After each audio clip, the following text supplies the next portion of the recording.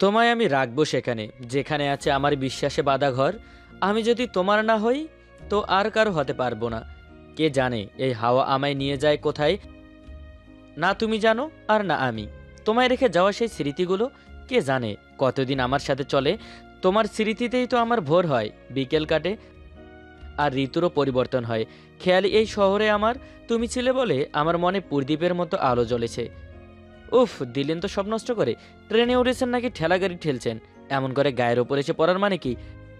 এতগুলো সিট খালি থাকতে আপনার আমার ওপরেই এসে পড়তে হলো? এত কষ্ট করে একটা কবিতা লেখার চেষ্টা করলাম, সব নষ্ট করে দিলেন আপনি। কুমিল্লা থেকে নিজ শহরে ঢাকায় যাচ্ছি। একটু লেট হয়ে যাওয়ায় তাড়াহুড়ো করে ট্রেনে উঠতে গিয়ে একটা ছেলের উপরে এসে পড়ি। ছেলেটার দিকে তাকিয়ে দেখি চোখে সাদা ফ্রেমের চশমা, চুলগুলো একপাশে সিথি করা, গায়ে সাদা শার্ট। আমাকে এভাবে তাকিয়ে থাকতে দেখে ছেলেটা বলে, এইভাবে তাকিয়ে আছেন কেন? আর এভাবে আমাকে ধাক্কা দেবার মানে কি? সরি, আসলে একটু তাড়াহুড়ো করে উঠতে গিয়ে হয়ে গেছে, বুঝতে পারিনি। ঠিক আছে, এখন সামনে দাঁড়িয়ে না থেকে আপনার সিটে গিয়ে বসুন। একটু অবাক হলাম ছেলেটার কথায়। যেখানে সব ছেলেরা আমার পেছনে লাইন লাগিয়ে থাকে আমাকে দেখার জন্য, আমার দিকে তাকিয়ে থাকে, আর এই ছেলে বলে সামনে থেকে সরে যেতে। কে হলো? এখানে দাঁড়িয়ে আছেন কেন? ট্রেনে সারা সময় হয়ে গেছে, গিয়ে বসে পড়ুন। আসলে আমি জানালার সিট ছাড়া বসতে পারি না, যদি আপনার সিটে আমাকে বসতে দিতেন। আমিও জানালার পাশের সিট ছাড়া বসতে পারি না। আজব মানুষ তো আপনি। একটা মেয়ে আপনার কাছে রিকোয়েস্ট করছে আর আপনি তাকে না বলছেন। কিছু সময় ভেবে আমি মেয়েটাকে আমার সিট দিয়ে পাশের সিটে বসে পড়ি। মেয়েটা আমাকে ধন্যবাদ দিয়ে গিয়ে বসে পড়ে। আমি আবার লেখায় মনোযোগ দেই।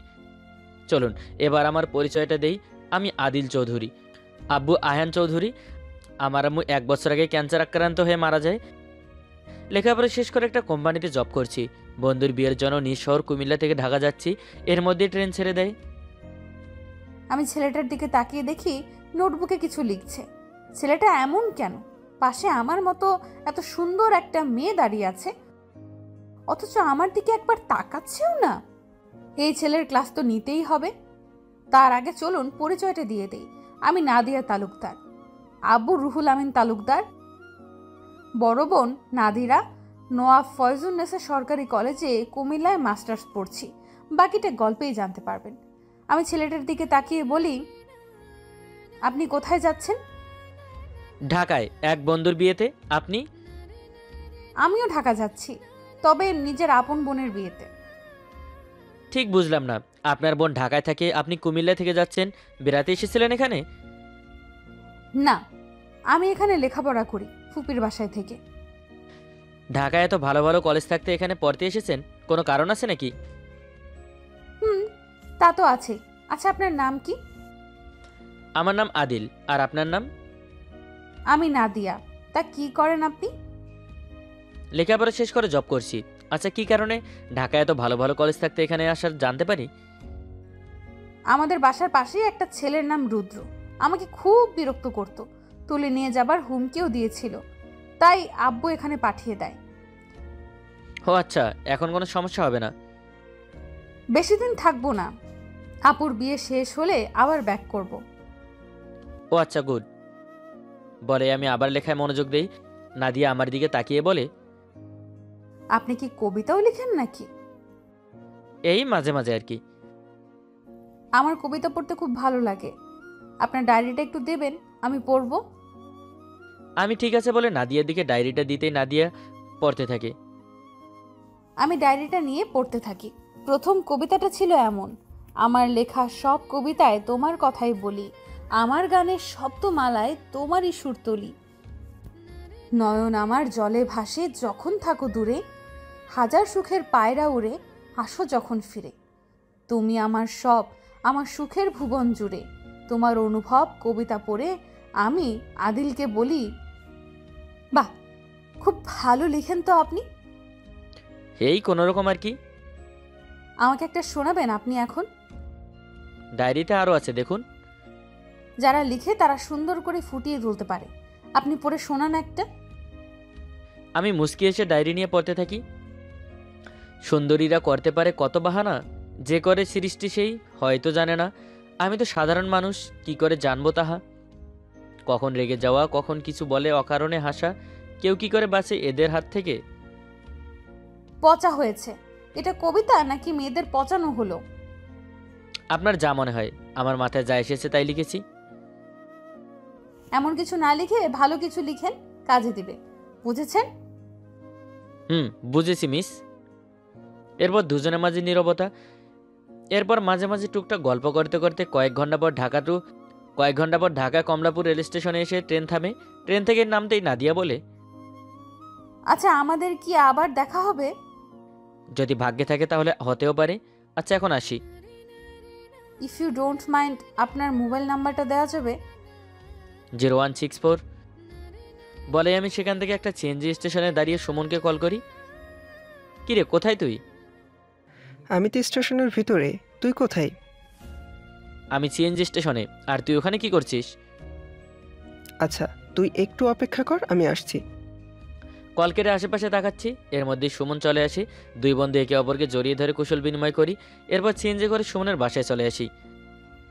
আচ্ছা, এখন তুই রুমে গিয়ে রেস্ট নে, অনেক পথ জার্নি করে এসেছি। ঠিক আছে, আর শোন, বিকেলে ভাবিকে দেখতে যাব কিন্তু। আচ্ছা ঠিক আছে, আয়, আমি তোকে রুম দেখিয়ে দিচ্ছি। এরপর সুমনের সাথে একটা রুমে গিয়ে ফ্রেশ হয়ে শুয়ে থাকতে থাকতে ঘুমিয়ে যাই। বাসায় এসে সবার সাথে কথা বলে আপুর রুমে গিয়ে আপুকে পেছন থেকে জড়িয়ে ধরে বলি, আপু কেমন আছিস? নাদিয়া, কেমন আছিস তুই? কখন আসলি?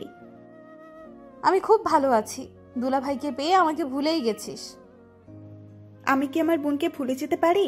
আসলে এত লোকজনের ভেতরে সময়ই করতে পারছি না। আচ্ছা, এখন রুমে গিয়ে ফ্রেশ হয়ে একটু রেস্ট নে। বিকেলে তোর দুলাভাই আসবে, সাথে তার বন্ধু। যদি পছন্দ হয় তাহলে তোর জন্য রেখে দিব। আমার তো আর খেয়ে দেয়ে কাজ নেই। বলে হাসতে হাসতে নিজের রুমে গিয়ে ফ্রেশ হয়ে শুয়ে পড়ি। বিকেলে ঘুম থেকে উঠে আঙ্কেল আন্টির সাথে কথা বলে সুমনকে নিয়ে চলে আসি ওর শ্বশুরবাড়ি। সবাই খুব আপ্যায়ন করছে। একটু পর সিঁড়ি দিয়ে কারণ আমার শব্দে সেই দিকে তাকিয়ে দেখি ভাবি যাচ্ছে। পাশে থাকা মেয়েটাকে দেখে আমি অবাক। এ তো সেই মেয়ে যার সাথে ট্রেনে কথা হয়েছিল। নাদিয়াও আমাকে দেখে বেশ অবাক হয়েছে, সেটা ওর মুখ দেখেই বুঝতে পারছি। এরপর ভাবিকে এনে আমাদের সামনে বসানো হয়। সবার সাথে কিছু সময় গল্প করি। নাদিয়া এক দৃষ্টিতে আমার দিকে তাকিয়ে আছে। নাদিয়া বলে, চলুন দুলাভাই, আমরা আমাদের বাগানে হাঁটতে হাঁটতে গল্প করি। কথাটা মন্দ বলনি। আচ্ছা চলো। বলেই সুমন, আমি, ভাবি আর নাদিয়া চলে আসি বাগানে। সুমন আর ভাবি পাশাপাশি হাঁটছে, আমি আর নাদিয়া একটু পিছনে। আপনি এখানে? তার মানে আপনার বোনের সাথে আমার বন্ধুর বিয়ে?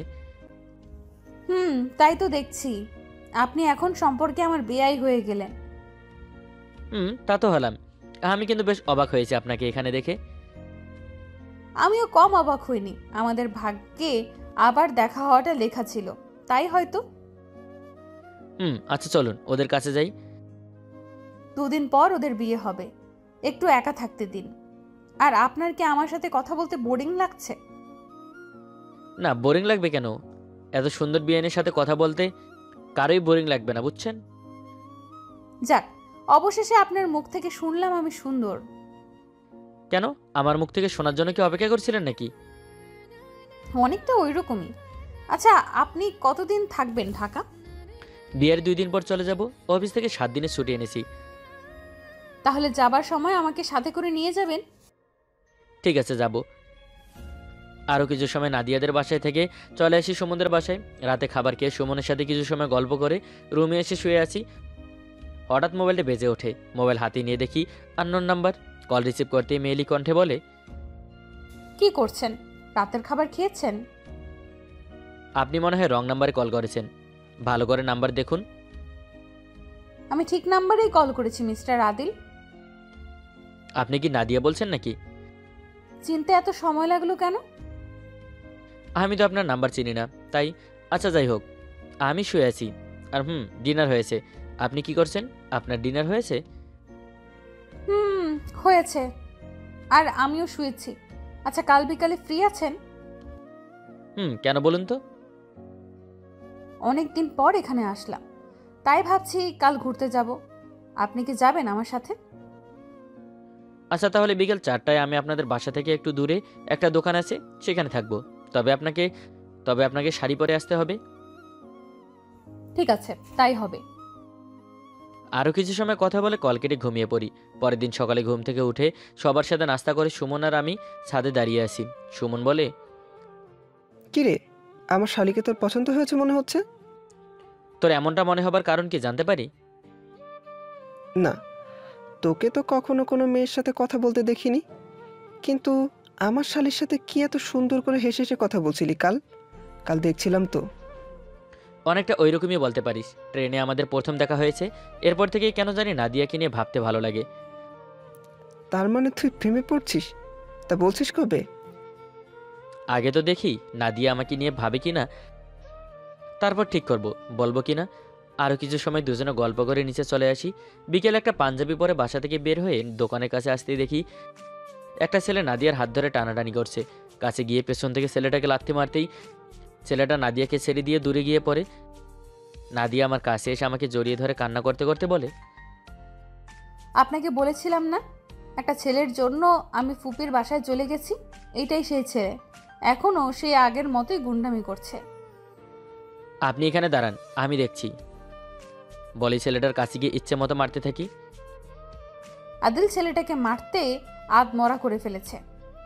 আদিল ছেলেটার শার্টের কলার ধরে রাগী কণ্ঠে বলে, ছোট থেকে এখন পর্যন্ত কেউ যদি আমার পছন্দের জিনিসে হাত দেয় আমি তার হাত ভেঙে দেই, আর আজ তুই সেই ভুলটা করেছিস।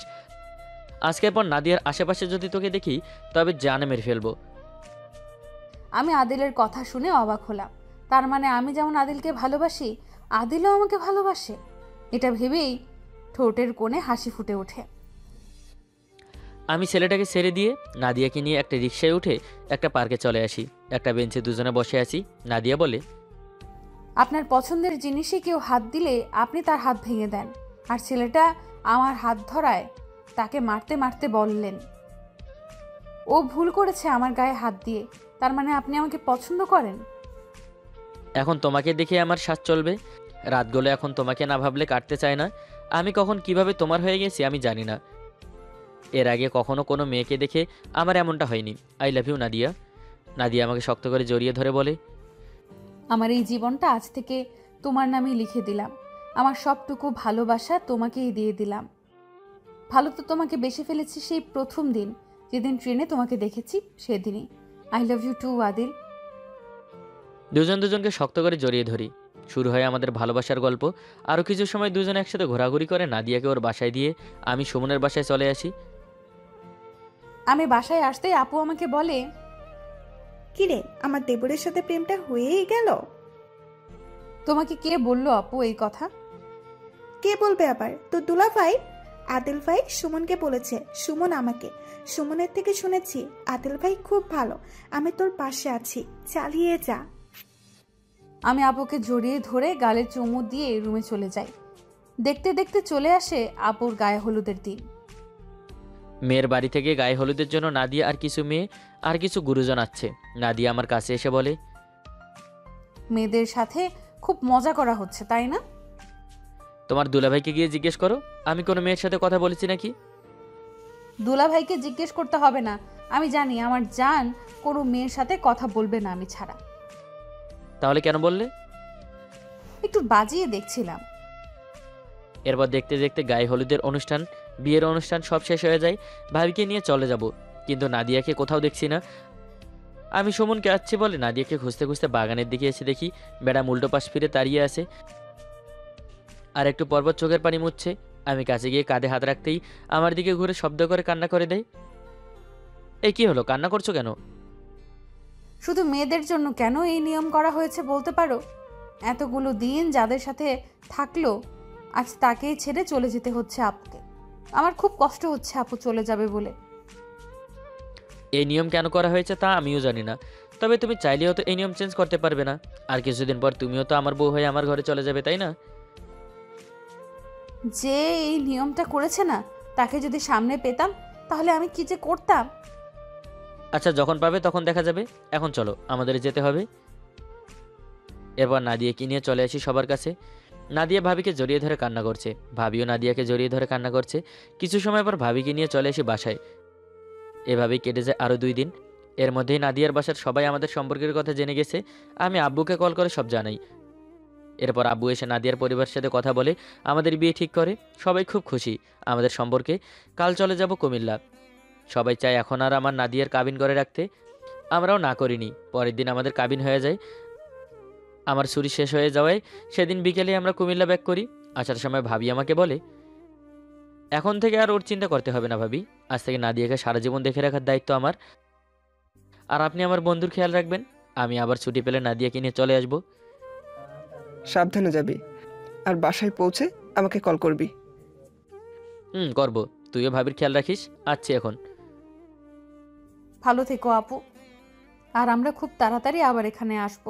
এই যে দুলা ভাই, আমার আপুকে যদি কষ্ট দেন তাহলে আপনার বন্ধুর খবর করে দেব। নাদিয়ার কথা শুনে আমরা সবাই হেসে দেই। এরপর আমরা চলে আসি কুমিল্লায়।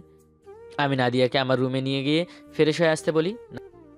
নাদিয়া আমার কাছে এসে আমার পায়ের ওপর দাঁড়িয়ে গলা জড়িয়ে ধরে বলে, আগে কিস খাবো, তারপর ফ্রেশ হতে যাব।